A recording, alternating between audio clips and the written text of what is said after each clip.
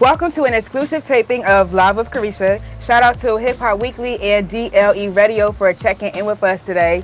Today I'll be checking in with rap battle god, the GOAT, Goodz the Animal. How are you? I'm chilling. It's good to have you in the hot seat. Hot seat. Yeah, it's gonna get hot later. Okay. It's gonna start off, but we will get hot. Okay. So I want to start with our icebreaker question. In your words, what makes a great battle rapper? A great battle rapper. I mean, somebody that could pretty much do a little bit of everything. A lot of people think battle rappers just punchlines or bars. You gotta have some jokes. Punchlines, bars, storytelling, schemes, stage presence, charisma. There's a lot of things that go into being a battle rapper. I just think having a little bit of everything, makes the perfect battle rapper. The perfect recipe. I like that. So before we touch on the lane you've dominated for like ever now, the battle rap lane, I want to go back a little bit and go to your earlier days growing up in New York. Talk to us about it. They say if you grow up in New York or if you live in New York, you can live anywhere. Facts. You know what I'm saying? I think that's pretty much true.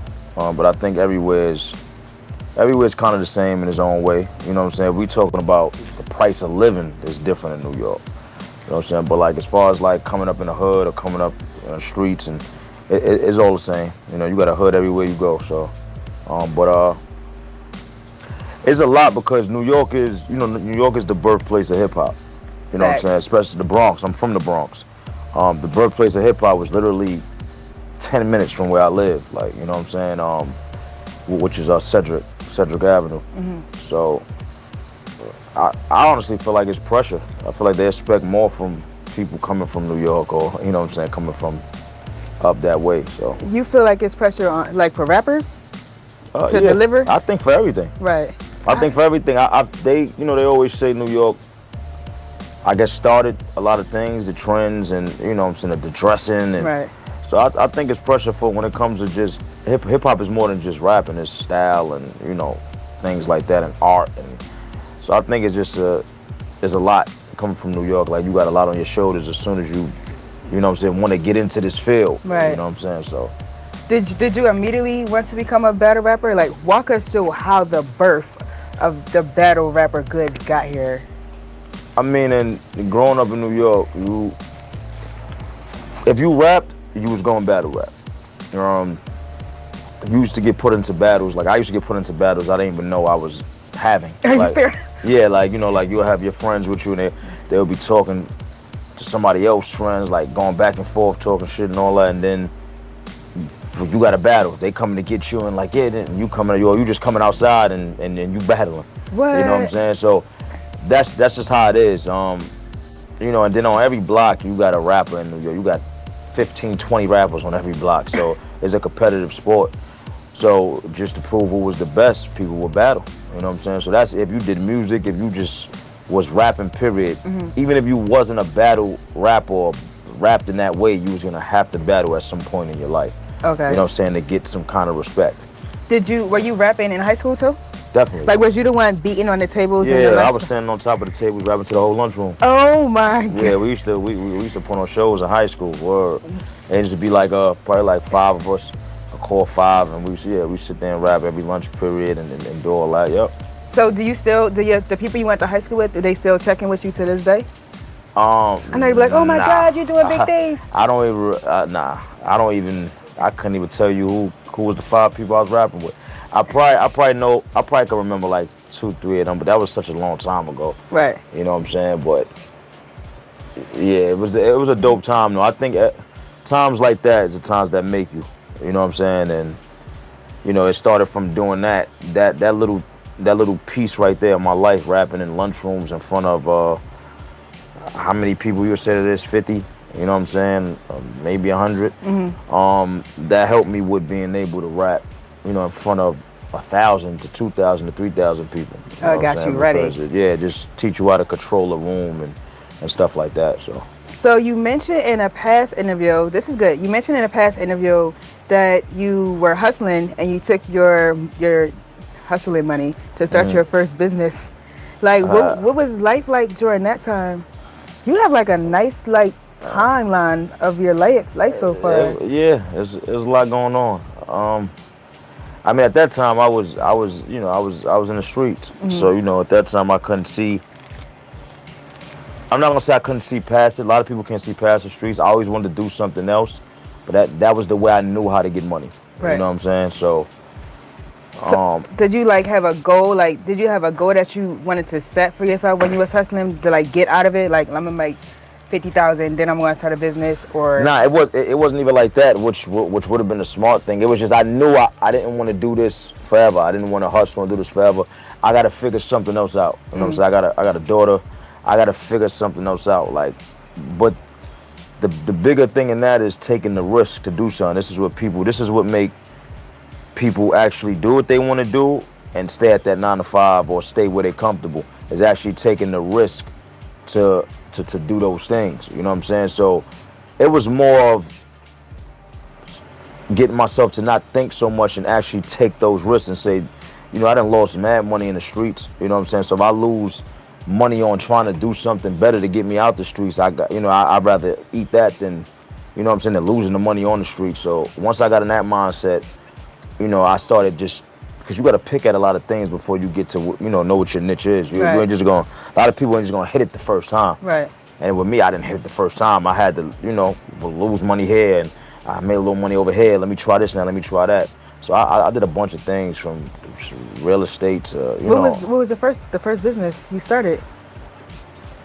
Probably the vending machine company. Oh, we heard about the vending machine. The first thing I started was the vending machine company. Okay. Sure. And so, did you like put vending machines all throughout New York? Nah, it ain't that simple. The first place I got a vending machine in actually was a school, which was a good place. It was my daughter's school. Okay. I knew the principal there, and I talked to them about it. I said, look, I got this vending machine company. I want to put a vending machine. Do you have a vending machine? The teachers line, they didn't. They had like 4 floors, and they thinking like 2 of them they didn't. So I was like, I'll come set it up. It ain't no charge. You don't got to worry about nothing. I'll keep it full. It'll work for the teachers because ain't no store around there. Right. And they let me do it, and that was the first place I got it. Then I went from that to I probably had like 15 locations. What? Yeah, it got to like 15 That's locations. great. And your fragrance collection has gotten amazing reviews. I didn't get a chance to smell it yet. Forgive me. I'm going to order some. I'm going to make it my stocking stuffers for Christmas and give everybody your fragrance. Okay. All the guys. But talk to us about how did you go about figuring out what types of smells you wanted to use for the fragrances? Stuff like, well, I got into cologne a lot. So I went from, having 4 colognes to having 50, 60. You know what I'm saying? And that goes, okay, Macy's. Yeah. my man Bones Bagante, he really, really into cologne. He got about 150 bottles of cologne. And it started where I remember the way I got into cologne like that is, he used to tell me, like, y'all gotta go buy this bottle of cologne. This shit $400. So I was like, you stupid, man. I ain't fucking spending no $400 on no cologne. I said, you dumb, man. So one time I went to pick him up, he came downstairs, and he had on a cologne. And I'm like, yo, what's that? He told me, I was like, that's fire, I gotta get that. The next day I went to go buy it. When I went to go buy it, I wound up smelling another cologne that I liked. So I'm like, damn, I'm trying to choose between the two. So I wound up choosing the other cologne. I chose that. Then the next day, I'm like, no, I need the one that he had on. I went back and bought that one, and that's how I started. From there, now when I got that, I'm like, nah, I want something else. And then I start going to his crib, smelling his shit, like, oh, this is fine. And I just start buying my own stuff. And then after I got, I really got into it, I got about 50 bottles, something like that. I'm like, damn, I want to do my own cologne. You know what I'm saying? Facts. I want to do my own cologne. And I told you, I just got out the mindset of saying I want to do something and actually doing it. People will say I want to do this all day and don't do it. I just got out that mindset and just said, I'm going to do it. I'm going to do my own cologne. I found the place, went and did it, put it together, and it came out so dope to me. I said I want people to have it. Period. It's the names for me. Yeah. Slick Talk Leather. Yeah. Chocolate Leather. Where did the names come from?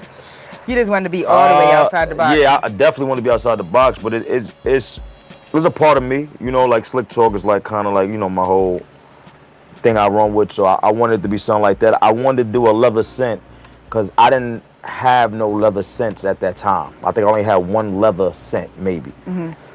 Or I didn't have none. I don't think I bought a leather scent at that time.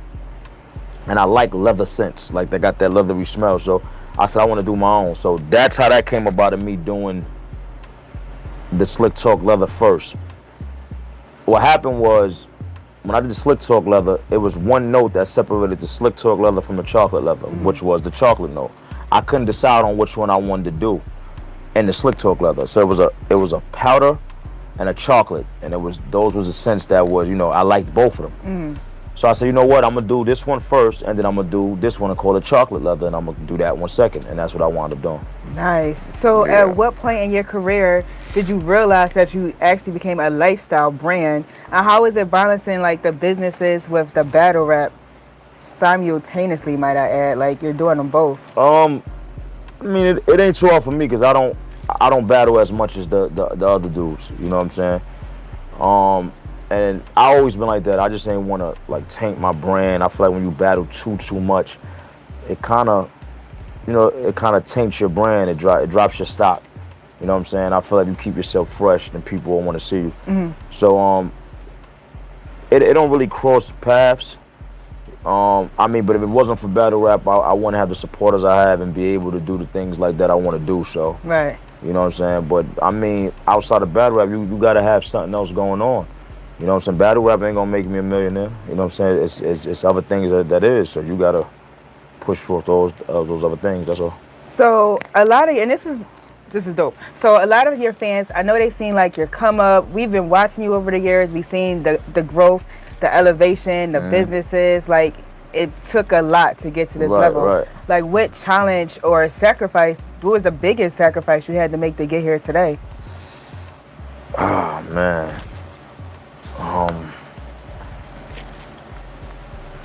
I'm trying to think of like what's the biggest sacrifice. To me, it wasn't really no sacrifice. It was, I ain't had nothing to lose. You know what I'm saying? So it wasn't really a sacrifice to me. I was coming out of the streets. I ain't had nothing to lose. Like I said, I done lost money in the streets. I done lost money lost $20,000 for nothing at all. What? For cops running in the house and taking it, and like just for nothing, for not trying to make more money. I lost that money. So it wasn't really no sacrifice. It was actually the best thing I could have did. I ain't really sacrificed nothing because I ain't had nothing to lose. Okay. But money ain't, It comes back. Money don't have no worth to it. Okay. Tell people all the time. You could put $1,000 in your dresser drawer and leave it there for a year, and when you come back, it's still gonna be $1,000. Money has no worth. It don't go up. It don't go down. Depending on what you do with it, makes you do that. So it don't have worth in itself. I like that. Yeah. I like the GOAT checking in, giving us the vibes we need. Do you feel like your lifestyle change and your new income bracket that you're in changed your delivery on stage with battle rapping and the stuff you rap about? Definitely.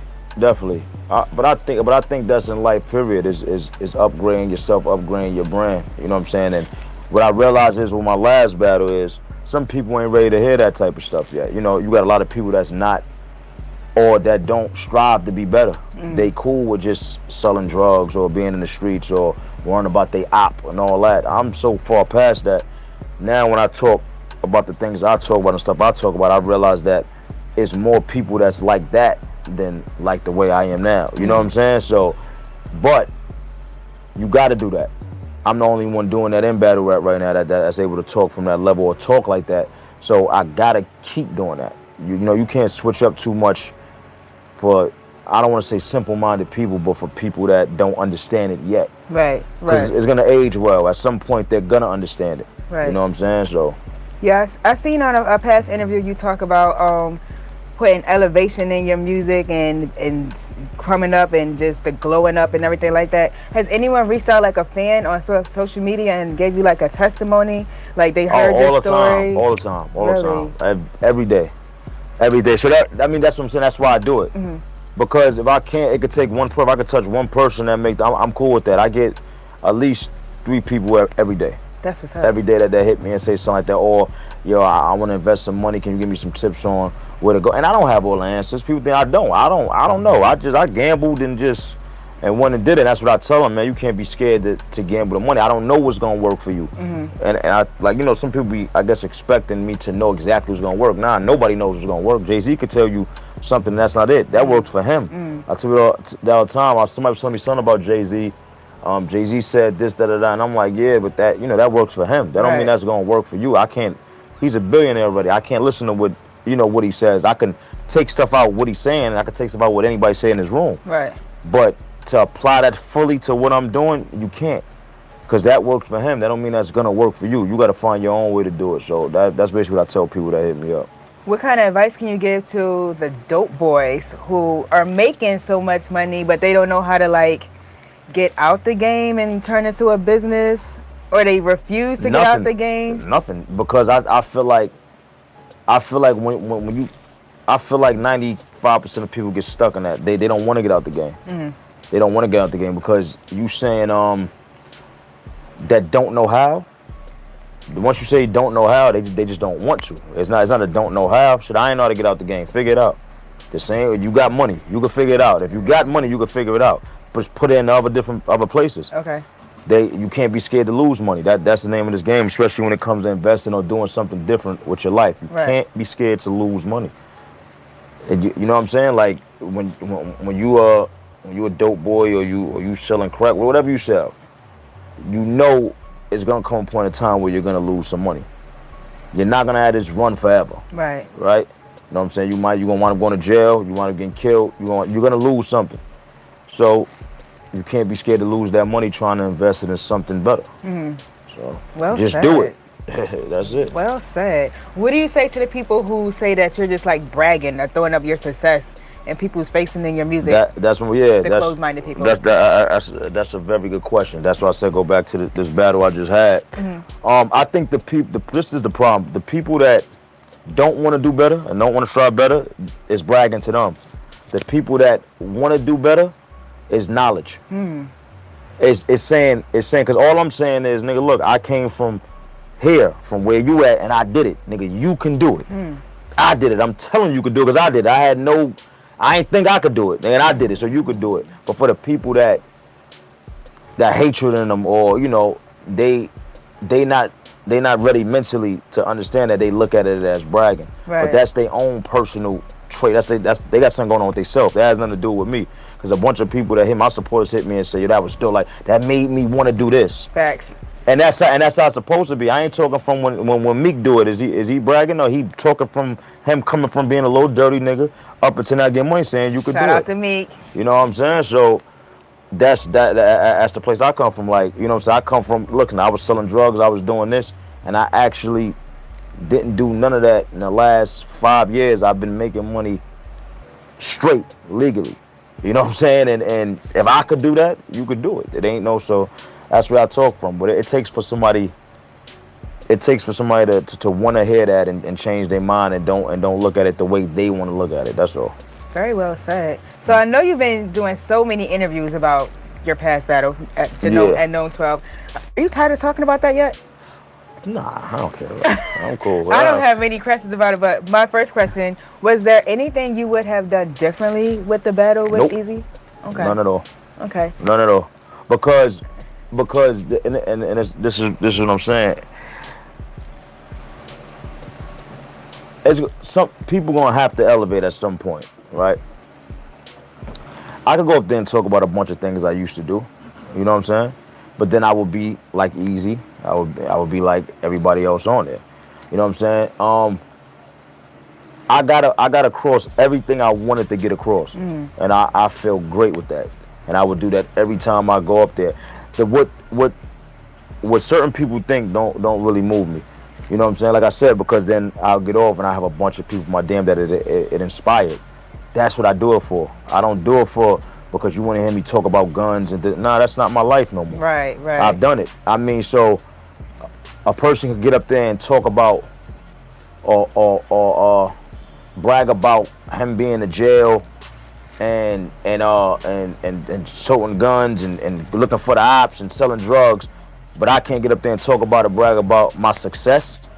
And it ain't bragging, but I can't talk about my success and stick to that. I can't do that, but somebody can talk about the negative stuff. But when it's something positive, you can't talk about it. Right. Nah, so I'm always going to talk about the positive things I got going on and what's going on and saying you could do it than talking about that or reverting back to that, what they want to hear. And nah, that was old goods. I gave y'all that. Now it's a whole new chapter, so let's talk about these things that's going on now. That's all. Yes, to the glow up. Yeah. Is there anything today that you would say to Easy and his fans? No. No? Okay. No, not at all. Because Because at this point, man, look, battle rap has to evolve. You got new dudes that come, you know what I'm saying, that, and you got dudes that they gonna like, that they love at the time. That be the thing, though. A lot of shit be at the time. I've been here 14 years. Right. Let me see you in 10 years still doing it at the level I'm doing it at, and then I could shake your hand and say you did it, because I done seen people come and go. I done seen people hot for 2 years. I saw people hot for 3 years, 4 years, and then they not no more. I've been here 14 years doing it on the same level. I'm still able to come out, get the top nigga, get the top pay, and go back whenever I want. Period. So when you could do that, and you ain't have a 2-year run, 3-year run, you know what I'm saying? Then that's different. You know what I'm saying? Easy on the run right now. He doing good. They like him. He's the favorite. Let's see you when you start going through, because battle rap is funny. You the favorite for however long, then they gonna start hating you. This is how I go with everybody. You better break it down for us. So then they're gonna start hating you automatically. They're gonna get tired of you. They get tired of hearing the same shit. So now you ain't gonna be that good to them no more. Let's see how you act when that happens. It's happening to Geechee right now, and I think Geechee's incredible. Right. He's doing the same thing he's been doing. He's cooking. He's not doing nothing no different. But they getting tired of him because they see him a lot. So now they was praising him at first. Now he's dying down. Right. Now is let's see how you react now when you don't got everybody on your side and they just want you to win. That's when it matters. That's when it's gonna be different. So is that why you took some years off to like keep your brand fresh and definitely, not water it down? Yeah, definitely. I always do that. And on top of that, if it ain't like a big battle, I don't really want to do it. You know, I got a whole bunch of stuff going on anyway. So battle rap is hard. You really got to take time out your day to really focus on that. Right. You know what I'm saying? So if it's not nothing worth it, then I just ain't gonna do it. Yeah. If you're going through something like if you having problems with your girl or your money is messed up, like does that affect you on stage? Nah, because it was times I took battles when my money was messed. I've said it in battles. It was times I took, you know, so I did the battle to get my re-up back, and when it re-ed up and was back up. It was time. So that ain't, you know what I'm saying? Nah, you can't let none of that bother you. It was times I probably, you know what I'm saying, went through a breakup or wasn't dealing with shit. I'm gonna go through that. That shit ain't, you gotta learn how to focus on work and focus. Your personal life is, I keep my personal life and work. I've been like that my whole life. So my personal life is not in the media, is not nothing going on. You don't really know what's going on with me. At all. You know what I'm saying? So it don't give people a lot to say. So you keep it like that, and that's how you supposed to do it. So how far in advance do you practice your rhymes? I like to be prepared. So I would want like at least 2 months. Okay. 2 months. Like they could book the battle and I have 2 months of time, and I'm pretty much good with that. Have you ever like right before you're about to go on stage, like change your lyrics? Like, oh my God, let me write something new real quick before I go out there. Yeah. I have one up there and saw stuff that I touched on right there. Maybe before I probably saw who I was battling, and he might have on something crazy, and I'll think of something right there, put that in there. Like that's just a part of battling. That's a part of the art. You know what I'm saying? Knowing when to, you know, do stuff like that. So in your words, what do you think is the difference? Like compare and contrast battle rappers with regular rappers, like hip hop rappers. Like, cause some people say that regular rappers can go into the battle rap game and start being battle rappers. Some people say it can't happen. I mean, Cassidy, I guess we could say that's a kind of a good example. But Cassidy came from battle. He was a battle rapper. Right, and then they made him into an artist. So, right. You know, that's different. But nah, if you're not a battling, is totally different from, you know, going on stage and rapping a song that you put out and everybody know. You know what I'm saying? And you rapping over a 2-track, or you rapping a song that everybody knows already. With battle rap, these are verses nobody never heard. You can't fuck up. It ain't no voice playing in the back of you. It's none of that. So you can't fuck up. Ain't no beat that you could catch. It's none of that. You saying this for the first time in front of 2,000 people. So you kidding? Under the bright light. So yeah. So it ain't. You got one time to get it right, and that's it. Do you listen to any mainstream rappers? Like what's on your playlist? What are you listening to? Do you like Atlanta rappers? I like Lil Baby. Shout out to Baby. I like Lil Baby. I like the Baby. Okay. I can see you liking the. He's aggressive like you are. Yeah. I like the Baby. I like I like Griselda. I like all of them. All of them. Shout out Benny the Butcher. Shout out Benny. I like Benny. I like all of them though. Okay. We had Benny on the show last year. Kiss my man. Shout out Kiss. Fuck with Kiss. Kiss always fab. I like Jim Jones. Yeah. What about female rappers? How you liking our new wave? It's so many I like of female them. rappers. I like London. London is dope as hell. London. London is dope. Yes. London. Yes. How did we get her? She's amazing. London. There we go. London is. I don't know how I couldn't. Sometimes I be doing so much, my mind go blank. Because for me not to know London name, I fuck with London. Like, you know what I'm saying? Like, I didn't even know she went to L.A. Yeah. But she from New York though. Okay. Yeah, she been doing her thing. But London is super fire, man. She But is. I had just sent the son because somebody just said, yo, I know you writing for her. Or somebody just said that to me, and I sent it to her, like, look what people saying. I wrote the dude back, like, not at all. Word. Shout out to London. London is super fire, man. Shout out London. Yeah. I think she the next one up, like, out of the females. They don't I agree. have a problem with her. I agree. She's lit. You ready for hot seat questions? Let's go.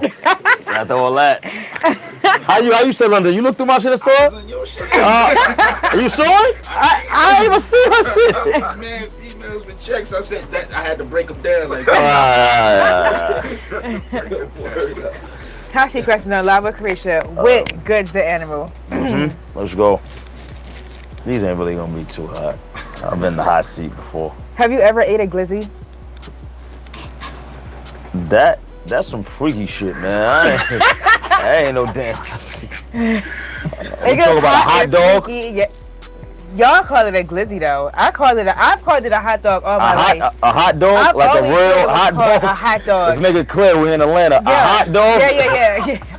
Like a hot dog, like you grill at the grill. Yeah. Wait, do you eat it like how the guys do? Like, I don't give a fuck about none of that shit, man. If I'm at the shit and I'm gonna eat a hot dog, nigga, a real one right here. I don't give a fuck one. with nigga, all that stupid. That's some young shit they do, man. I know. You eating a glizzy? Shut up, nigga. Okay, is your daddy really white? I'm looking for the nigga if he is. I need some money. That nigga said my father was white. I've been looking for that nigga ever since.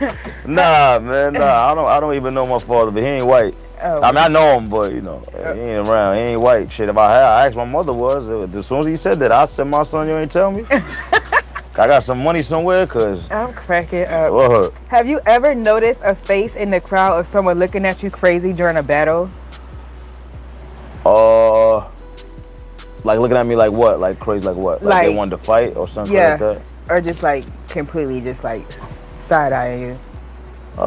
Yeah, probably. Do you look at the faces in the crowd while you Yep. battle? Oh, you do. I look at everybody. I talk to the people that's going for the other person.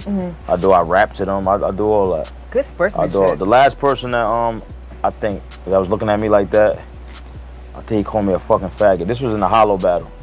No. I threw the bottle at him. That was a long time ago. No. That's when I was in the streets. That was young Goodz. And you didn't give a fuck. Yeah, but that was a long time ago. But that was when, yeah. Do you dwell on negative comments that people say about you? Never, ever in life. Tell us you're from New York without telling us you're from New York. Like a sentence or what I gotta do? You could do a sentence or something. I say talk, not talk. You say walk, talk. Facts. And I got one more. You gotta have a pair of Timbs, man. A pair of Constructs. You cannot not have a pair of Constructs. He's from New York. You know what I'm saying? It's not possible. Does Henny give you a check? No, I tried to get a Henny deal a long time ago when I was really fucking with Henny and they was on some bullshit. Dang. It's okay. It just never happened. So wait, when you make your own liquor though, you can just have your own liquor on stage with you. Exactly. Yeah, Do my own shit. so- Once I figured that I could do my own shit, you know what I'm saying? That was it. If you were a porn star, what would you call yourself? You nasty. That's what you gonna call yourself? Nah. If I was a porn star, what would I call my? There's mad niggas in here, man. It's for the footage though. Bandana warrior. I like that. I like that. I need a crazy name. I'm gonna come in with a cape, butt ass nigga, and jump down the steps like that little boy. You remember that little boy that did that step? He thought he could fly. I'm gonna jump down the steps like that with a cape on naked. That's too funny. Word. Do you ghostwrite for any rappers? Nah, I have though. Okay. I Oh, you have, have? So on your battle with X Factor, when you made fun of his shoes, did you know at that instant you won the battle? Because it was the face. It was a look on your face. When you looked down at that man's shoes, yo, I'm gonna tell you something though. I was dying. I'ma No, tell I you- had tears. Like, No, literally I'm tears. gonna tell you something. In that battle, and I'm gonna tell you a couple of things real quick. In Okay. that battle, you know, I was like super counted out. X Factor was on fire. They had X Factor beating me 3-0 everywhere, right? So, you know, that felt good because he was talking mad shit too. Another thing I'm gonna say, me and X Factor right now, that's my man. You know what I'm saying? I fuck with X Factor. X Factor was talking that shit to me back then that I didn't understand. He just ain't put it in the right way. But when he was talking about them LLCs and all that shit, he was talking some shit to me. I was in the streets, I didn't understand it. So now that I'm doing all that stuff, I say, damn, that nigga was talking that shit to me back then. You know what I'm saying? Because he was way ahead of me. You know what I'm saying? So he just ain't put it in the right form. But word, me and X Factor right now is dumb cool. Shout out but to him. I hate them shoes. But though. them I still damn hate 'em. shoes, though, I still hate X Factor. If you wear them fucking shoes, ever, never, ever again. them shits is casket ready. I was in tears. What's your favorite candy? Candy, I'm not really a candy person, but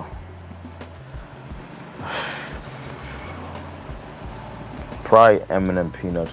Those are good. How much do you pay for your haircuts? $40 Not bad. every week. I get a cut every week, $40. It's still not bad. I spend $80 a week. I get a $40 haircut and a $40 car wash every week, Oh, that's what's up. and I get my nails done every 2 to 3 weeks. Okay.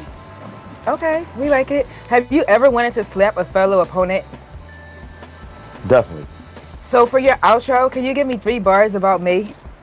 For my outro, 3 bars about you. On the outro of this interview, can you do a 3-bar freestyle about Carisha the Diva? If you do 3 bars, I'll follow with a bar and a half. Carisha the Diva. Ask me my porn name. She must be a eater. Either that or she was smoking on reefer. That's it. I don't got no more. That was dope. I like that, eater. Plug in your social media links. Where can they follow you at? Huh? Where can they follow you at online? Oh, Instagram, Goodz the Animal. That's D.A. Goodz the Animal. Twitter, The Real Goodz. That's most of the stuff I'm on. You know what I'm saying? Y'all can hit me up. Spawn back. Goodz the Animal, checking in with us with Lava Carisha, D.L.E. Radio, and Hip Hop Yeah. Weekly. Dope interview. Follow him on all platforms. He calls himself Goodz the Animal, but I call him Goodz the Goat. You know where to follow me at Carisha the Diva everywhere. Stay fabulous. Stay blessed. Peace. Good. Thank you. You ever ate a glizzy?